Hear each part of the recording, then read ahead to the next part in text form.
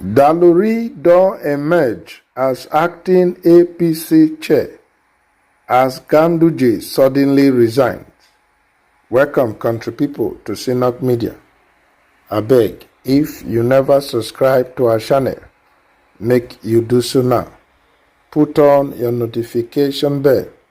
It go ring once we drop updates. Make you like, comment, and share our videos.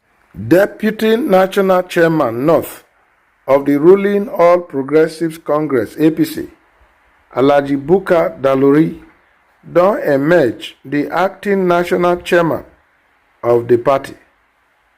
This development follow Friday's sudden resignation of the erstwhile national chairman, Dr. Abdullahi Ganduje.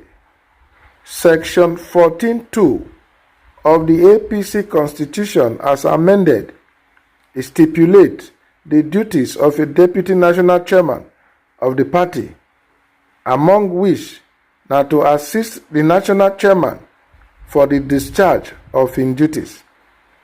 For section 14(2)(3), the Constitution talks say the deputy national chairman go act as the national chairman in the absence of the national chairman from his zone, although the circumstances when it surround the resignation of Ganduje not clear as at press time.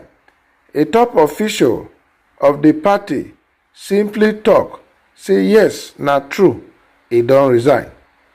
Why Tori gather say in aides dem don earlier move in personal effects from in office at the National Secretariat. Confusion come be like waiting day for the premises as both staff and visitors receive the news with shock. Report gather say the former Kano State Governor he resigned based on growth grounds.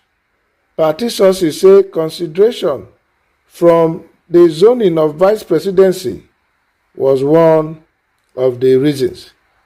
A lot of people they scheme, make them pick them as running mate to President Tinubu for 2027.